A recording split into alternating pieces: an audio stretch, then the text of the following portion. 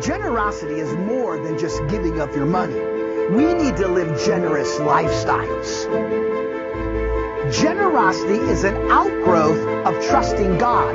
The first step in becoming generous is to learn to trust God. Well, good morning again, everybody. Welcome. It's great to have you with us here at our Gaylor campus, our Sault Ste. Marie campus, our online campus. Those watching on Bois Blanc Island, those watching down in Florida at the Tall Timber Church. Of course, our TV audience, we welcome you, and our radio audience.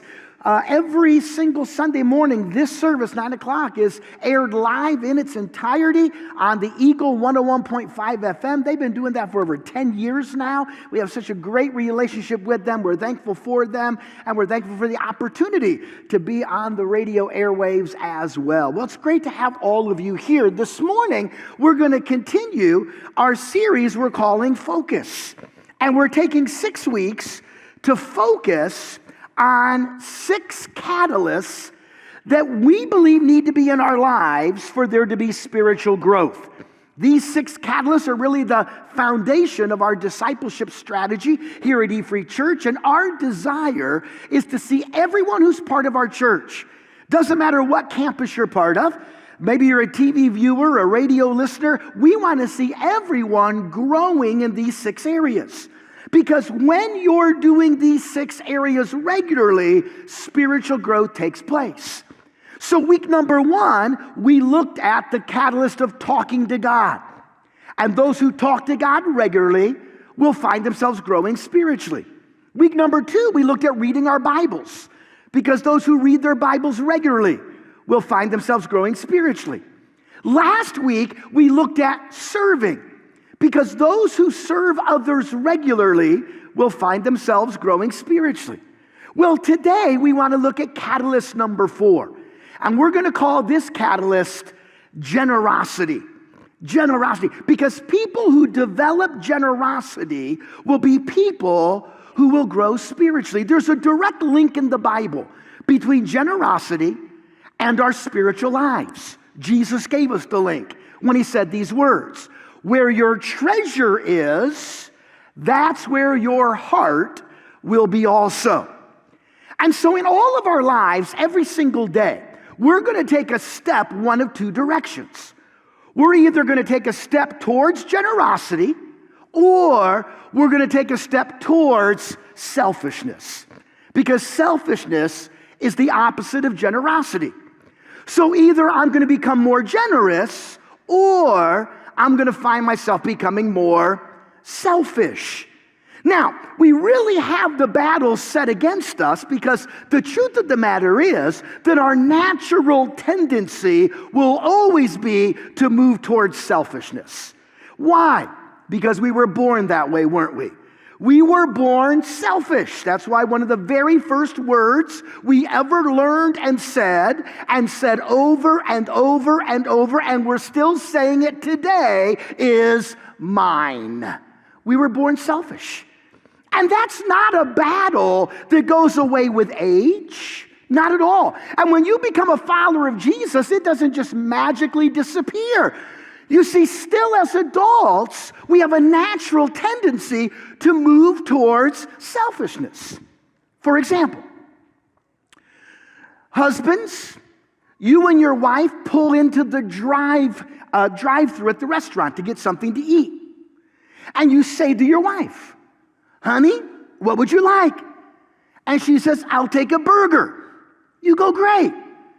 Would you like some fries with that burger? And she looks at you and she asks you a question. She says, are you getting fries with your burger? And every husband knows where this is going. And as a husband, you say, yes, I am. And she'll say, well, I don't need fries. I'll just have some of yours. And every husband hearing me is thinking the same thing. No, you won't. I'll be glad to buy you your own fries. But those are my fries. And not only that, the ones that fall out of them into the bottom of the bag, they're mine too, okay? Because that's how we are. Even as we get older, we still struggle with this thing called selfishness. So how do we develop generosity? Well, I believe as you look at Scripture, you discover this, that giving, being generous, giving is an outgrowth of trusting. In other words, the more we learn how to trust God, the more generous we will become. Generosity is an outgrowth of trusting. In Proverbs chapter 3, a chapter where we're going to be today, we're going to get to a verse in verse number 9 where we're going to be told of our need to be generous, to honor the Lord with the first of our produce. But before we ever get to that, there's some verses before that connect it. And the verses before it are verses that if you've grown up in the church, you learned a long time ago. They're really wonderful verses, but we sometimes fail to understand that in the chapter, they're literally connected with the idea of giving. They're connected with generosity. And those verses are found in Proverbs chapter 3 and verse 5 and 6. And it says this, trust in the Lord with all your heart. That's part 1. Do not lean on your own understanding. That's part 2. In all your ways acknowledge him. That's part 3. And then number 4, and he will make your path straight. So in this passage, note there's 4 parts. The first 3 is what we do. And when we do those, the last part is what God does. So notice the actions involved. Let's look first of all at our part. The 3 things we're to do. And they're all written in the Hebrew language in the mood of command. In other words, they're not suggestions. They're not just simply recommendations. These are commands. What are we to do? Number 1, we are to trust in the Lord with all your heart. Now, what does it mean to trust? Well, when you follow that word and do a word study through the Old Testament, you discover it's a word that's the idea of laying helplessly face down. That's what the word implies. Laying helplessly face down. In other words, it's understanding my total dependence on the Lord. To trust in the Lord means that I realize more and more my total dependence on him. In fact, this same word is used to describe a newborn baby. Look at Psalm chapter 22, verse number 9. It says, yet you, Lord, you're the one who brought me forth from the womb. You made me trust when upon my mother's breasts. Now, what does it mean when it says the newborn baby was trusting? It simply means this: that baby was totally dependent, completely dependent on the mother for survival. That's what it means to trust in the Lord. It's understanding that I am totally dependent. And by the way, it's to trust in the Lord with all your heart. So I am totally dependent in every area. And the more I understand my dependence on God, the more I become generous with all of my life. Trust in the Lord with all your heart.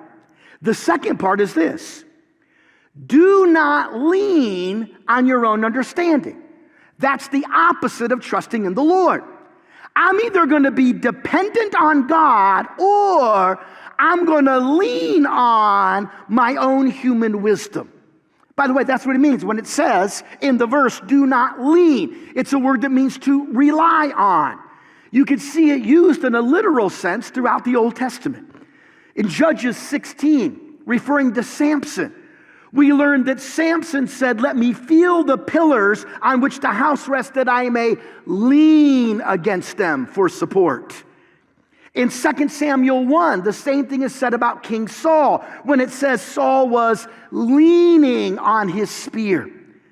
You see, every single moment of our life, in every area of our life, we are either depending on God or we're leaning on our own human wisdom. So it says, do not lean on your own understanding. Your own understanding would be earthly wisdom, human wisdom. Now, why does God tell us that we need to depend on Him instead of leaning on human wisdom? And there's one reason, and it's this: because often God's plan for our lives and God's promises to us go counter what human wisdom says. So we've got to make a decision. Am I going to depend on God?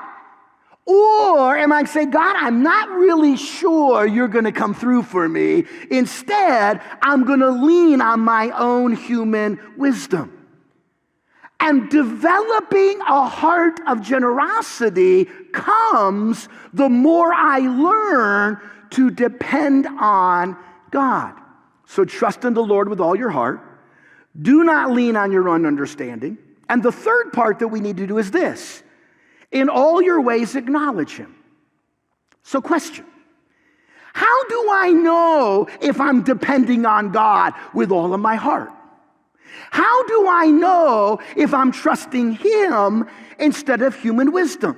And the answer is this: are you acknowledging Him in all your ways? So let me ask it this way.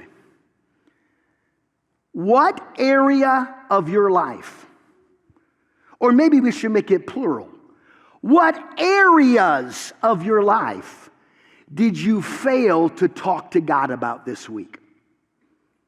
How many areas of your life did you make decisions regarding, but you never talked to the Lord about it? You never acknowledged Him.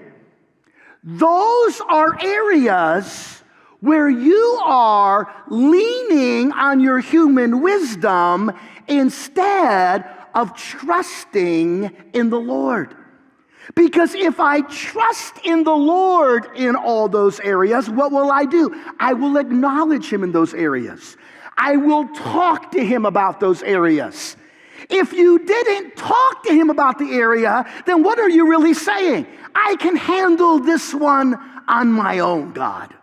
I don't need to talk to you about this one. I've got it covered. In all your ways, acknowledge Him. Now, what should we acknowledge? Well, number one, you can acknowledge His presence. Every moment of every day, no matter what situation you're in, no matter what decision you need to make, His presence is right there. In Hebrews 13, verse 5, Jesus said, I will never desert you, nor will I ever forsake you. One translation says, I will never leave you. So in every area of my life, even if I think I have it covered on my own, I need to acknowledge the presence of God. I need to acknowledge not just His presence, I need to acknowledge His power. Ephesians chapter 3. Verse number 20 tells us that He is a God who is able to do far more abundantly beyond all that we ask and all that we think. So in every situation I'm in, every decision I need to make, I need to acknowledge not just the presence of God in my life, but His power in that situation. And then thirdly, I need to acknowledge His plan. Because Romans chapter 8, verse 28 tells us that God works all things together for good to those who love Him. So every situation I face in my life, I need to trust in the Lord instead of relying on human wisdom. And that happens when I acknowledge Him in that area, when I talk to Him about this, when I acknowledge His presence, when I acknowledge His power, when I acknowledge His plan. And the Bible promises, if we'll do those three things, then God will do His part. What's God's part? He will make your path straight. By the way, that's in the mood of promise. In other words, here's what He's saying. If you will do the first three, I'll take care of the rest. That's what he's saying.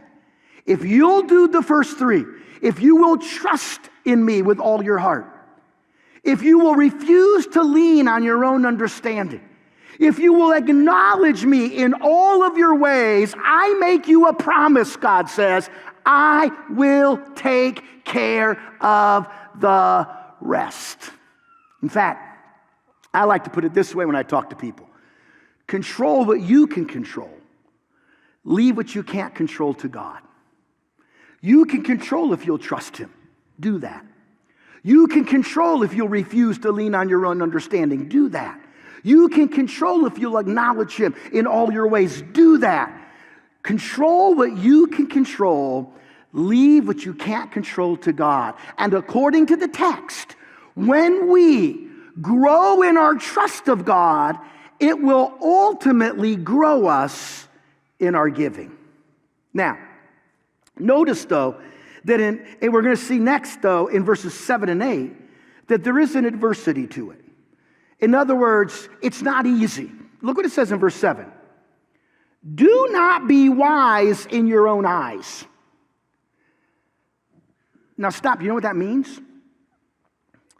Every single issue of my life, I'm doing one of two things.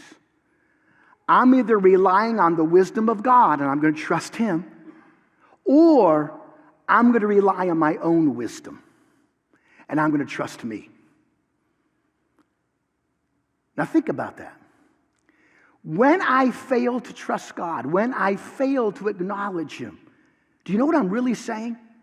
I'm saying, God, I know you've got a few things figured out, but I think I know better on this one. I think I have a better plan than you do. I think I can handle it better than you do. The opposite of trusting in the Lord is becoming wise in your own eyes. Do not be wise in your own eyes. Fear the Lord and turn away from evil. It will be healing to your body and refreshment to your bones. So look at the adversity that's involved. When we become wise in our own eyes, when we trust in our own human wisdom instead of God, when we fail to acknowledge him in all the areas, do you know what it's teaching us? It's teaching us that we no longer take God seriously. That's what it means to fear God. To fear God means I take him seriously. If God says do it, I do it. If God says don't do it, I don't do it. If God promises it, I claim it. If God says it, I believe it. And when I don't fear God, the result will be that I will take steps towards evil. So we're learning in this passage the need to trust in the Lord with all of our heart instead of being wise in our own eyes. Our need to fear God instead of walking towards evil. And when we do that, when we develop that trust, it will directly link and affect our life when it comes to giving and generosity. And that's what we see in verse 9.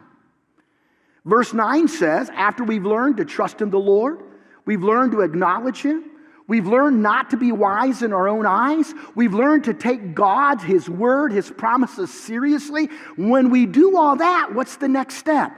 Honor the Lord from your wealth and from the first of all your produce.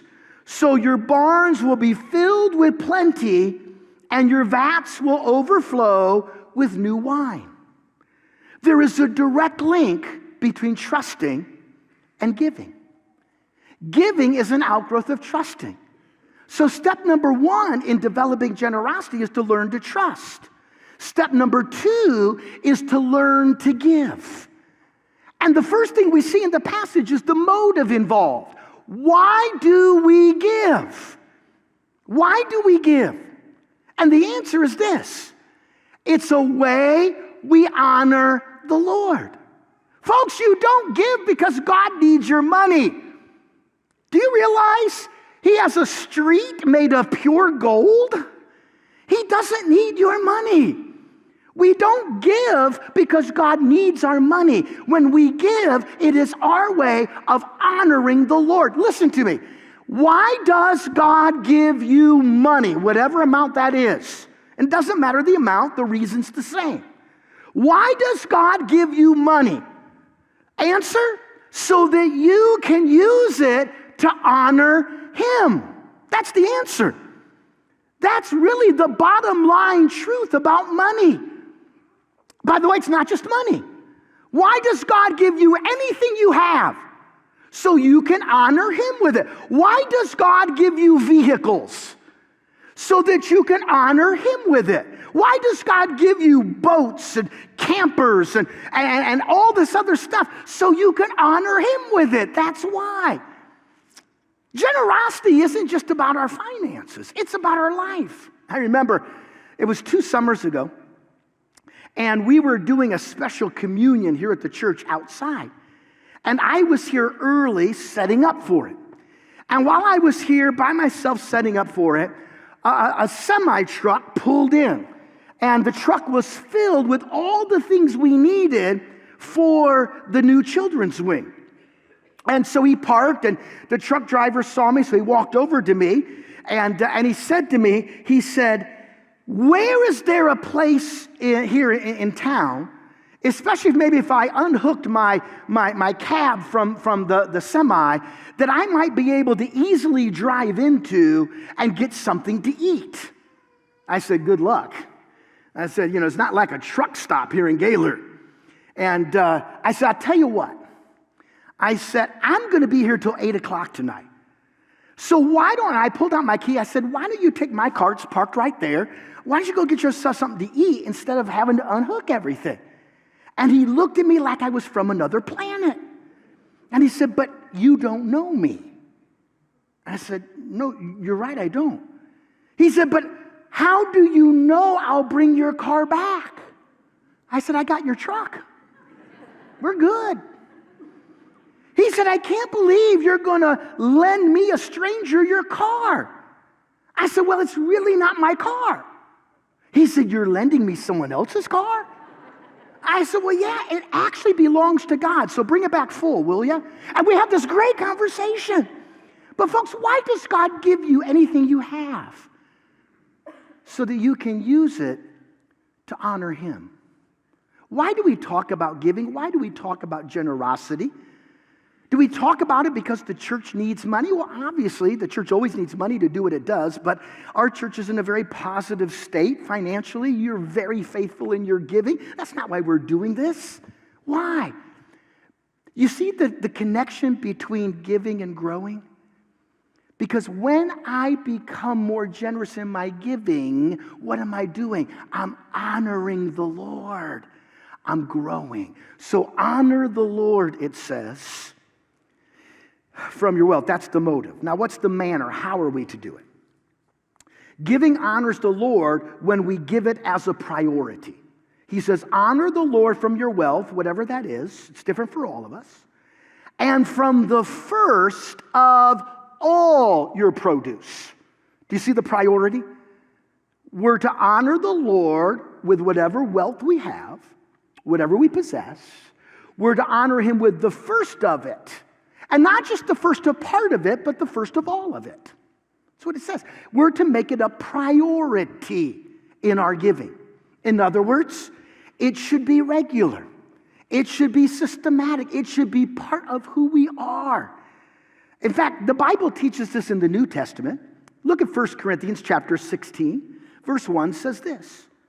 Now concerning the collection for the saints, as I directed the churches of Galatia, I do you also.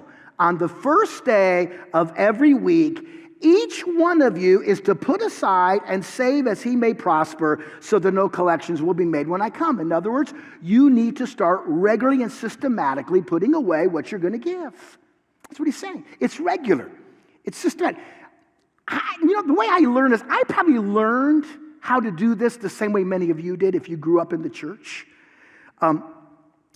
You see, when I was first an adult and we were getting into giving and all that kind of stuff, we didn't have the internet back then, hadn't been invented yet. You know what we had? Envelopes. Remember we had those envelopes? And at the beginning of the year, the church would give us a box of 52 envelopes. There just happens to be 52 Sundays in a year, right? And that's how I learned to give regularly. Back then, I got paid every week, and when I would get paid, I would write the check to the church. That'd be the first check I would write, and I would put it into the envelope. It was a great way to learn that regular giving. Now, the only bad part was I always forgot to take the stupid thing upstairs and put it in the offering from my office. And it would just, a stack of them would build up on my desk. And then there'd be a big offering on one week. But nonetheless, it's how I learned to give regularly. It's how I learned to give systematically. Now, today, it's easier than ever. Because today, Al Gore invented the internet. So it's much easier. And so today, most of us do our banking online, right? And so today I've set it up where every time I get paid, just automatically this amount goes to the church. It's easier than ever to make it a priority to honor God through regular and systematic giving. And by the way, there's a promise involved. God said in the passage, you'll do this and your barns will be filled, your vats will overflow. There's a promise. And the promise that's associated with giving is a promise we see in the New Testament as well. In Matthew 6, Jesus said, don't worry about what you're going to eat, what you're going to drink, what you're going to wear. But in verse 33, he says, seek first his kingdom, and all these things will be added to you. That's a promise. You put God first, God will meet your needs. That's the promise. And then in Luke chapter 6, it says, give, and it will be given to you. They'll pour into your lap a good measure, pressed down, shaken together, running over. For by your standard of measure, it'll be measured to you in return. There's a promise. God promises to bless our giving when we give to honor him. Now, be careful. Because you turn on most Christian television networks today, and they're going to tell you that God wants all of you to be wealthy, and the way to get wealthy is to sow a seed into their ministry, and you'll be wealthy. And I don't think that's what the intent of the text is. The intent of the text is simply this. Folks, you can't outgive God. You can't. God will always bless you. Now, please understand, that doesn't mean you're going to get rich. By the way, if you're giving to get rich, you're not giving for the right reason anyway, okay? Here's what I've discovered. Some of God's greatest blessings that he gives me has nothing to do with money. Have you noticed that in your life? Some of the greatest blessings I have, I can't put a price tag on. I know this. God promises that if we'll honor him in our giving, if we'll trust him enough to honor him in our giving, he'll bless us. I don't know what that blessing will look like for you. It may look different for you than it does for me. But you see, it really comes down to math. It really comes down to math, because I'll have people say, well, you know, in the Old Testament they talked about tithing, that's 10%. And if I give 10%, I got a math problem. And the math problem is this: 90% is less than 100%. That's my problem, right? And so people say, I can't do it. I can't give. I can't honor God and give, because then I'll only have 90%, and I need 100%. Do you realize that God has funny math? Did you know that? God has funny math. Because here's God's math equation. God says this: 90% with God's blessing will always be greater than 100% without God's blessing. So here's what you have to understand. Do you want to live on 90% with God's blessing or 100% without God's blessing? God makes a promise. Now, here's the question. How do we develop this thing called generosity? How do we develop it? I'm not just talking giving to the church, I'm talking lifestyle. How do we develop it? Well, we already seen, number one, the more we learn to trust, the more we'll become generous. There's a connection. But I think there's something else that's needed.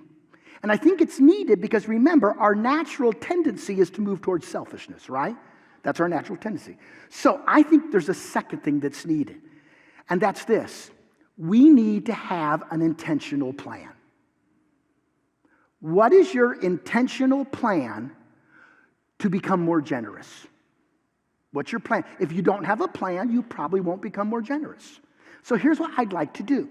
And I do it with fear and trembling.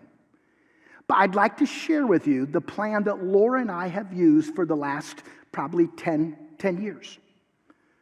And I show you this plan not to brag. This is not bragging, okay? It's to give you ideas. So I'm not going to give you figures and anything like that, all right? But I also am a little cautious because I'm not saying you should do it just like this. I'm not saying that. You got to find the plan that works for you. This is the plan that works for us, that has allowed us to develop more of a heart and lifestyle of generosity. And the more we trust God, the more we can do it. So for us, it really involves 6 things. Number 1, for us, it involves tithing. Now, I told you in the Old Testament, it talked about giving a tithe to the Lord, and a tithe meant 10%. In fact, in the Old Testament, they gave more than 1 tithe, but a tithe was 10%.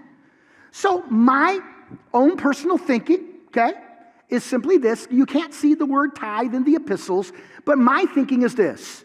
If God asked for a tithe in the Old Testament under the law, then that's a good starting point for me in the New Testament under grace.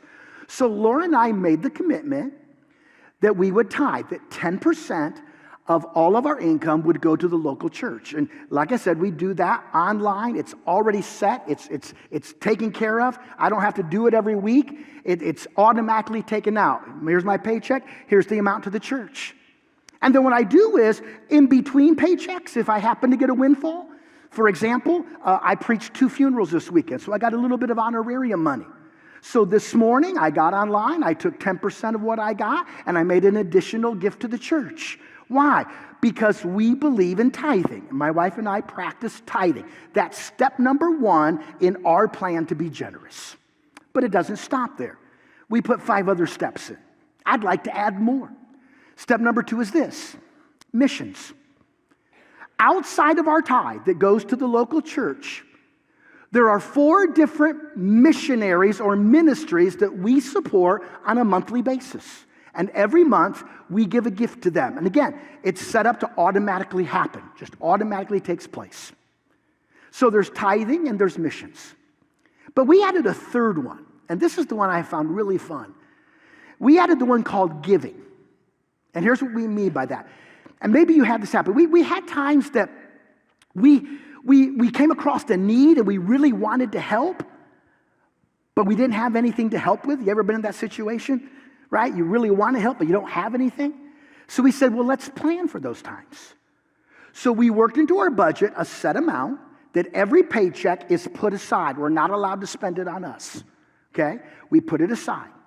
And sometimes it grows over a few months. And when we come across a need that God lays on our heart, we have money that we can use to give. It's a wonderful thing. Now, if we didn't set that money aside, it would go towards coffee or Mexican food, guaranteed. But because we set it aside, it's there. And we have money available when a need comes up. Something you can practice. You could try this. It's a cool thing to do. You could try this. Tomorrow morning, take a bill out of your wallet or purse, whether it's a 5, a 10, a 20, whatever. Stick it in your pocket and say, God, this week, show me who to give this money to. Show me this week. Bring me across the situation. Prompt me to give this money. And that doesn't matter if it's a $5 bill or a $50 bill. It doesn't matter. Let God do that. And it's amazing what begins to happen as you have a plan to develop generosity. So for us, there's tithing, there's missions, there's giving. Our 4th in our plan is tipping. Okay, so we practice what I would call generous tipping. Okay, so when we go out to eat, and we're empty nesters, we go out to eat quite often. It's just easier sometimes, and so I like to always attempt to tip generously. Now, here's what that means for me. It may mean something different for you. That's fine. For me, it means this: it'll always be over 30%. It will always be over 30%. Sometimes 40, sometimes 50. There might even be a time or two it's 100% tip. Who knows? It's always over 30. And by the way, it's never based on my service.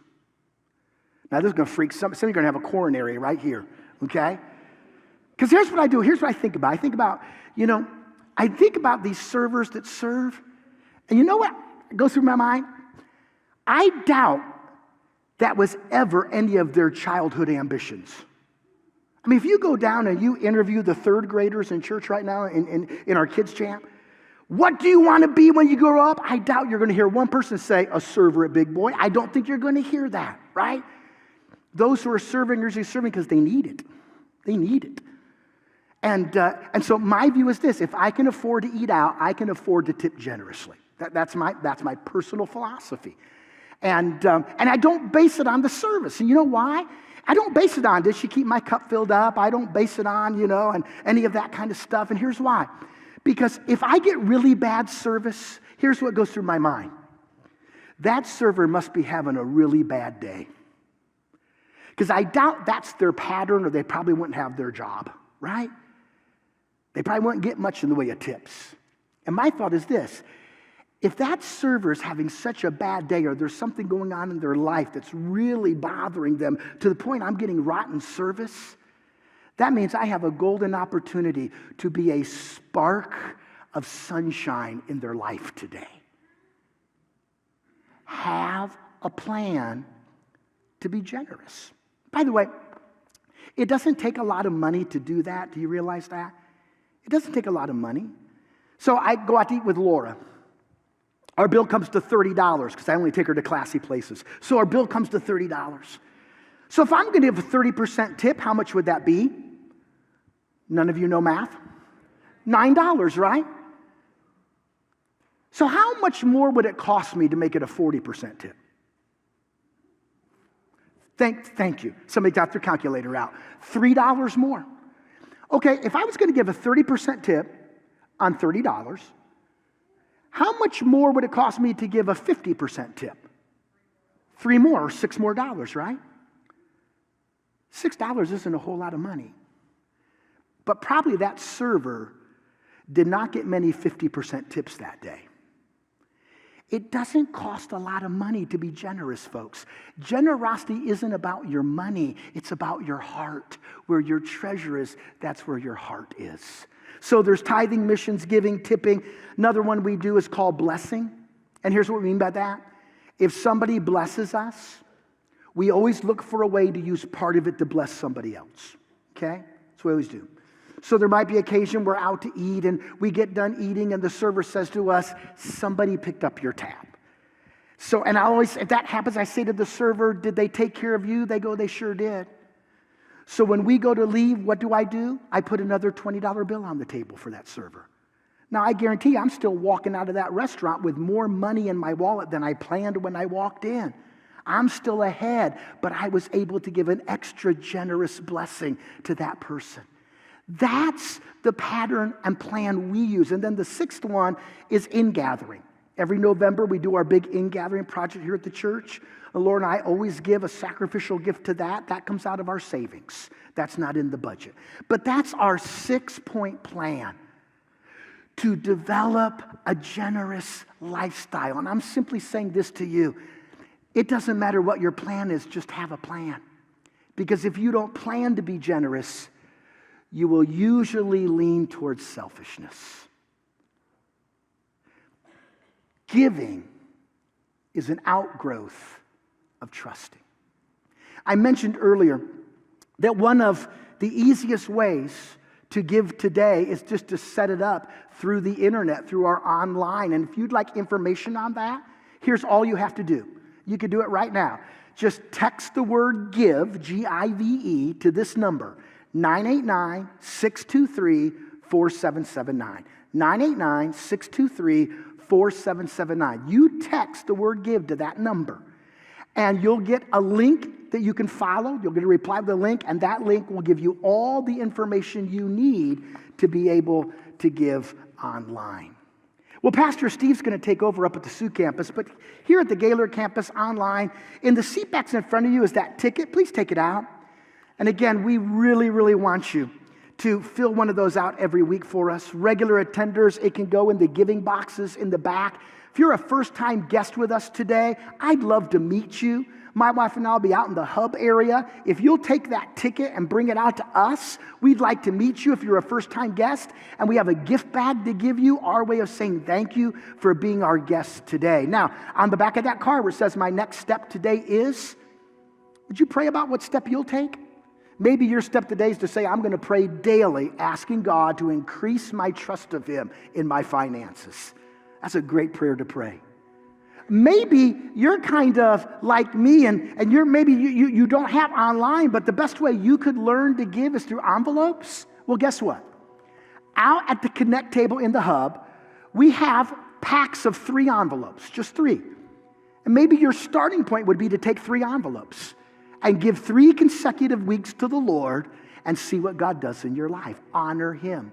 Or, and it says right on that card, you can text the word give to that number that we gave earlier and get all the information you need about online giving. I hope you'll take another step, because generosity is connected to spiritual growth. Would you stand? So, Father, I pray that you would help us to trust you, because really that's what brings about generosity, when we choose to trust you. And I pray that you would do that in each of our lives. And I pray this in Jesus' name. Amen.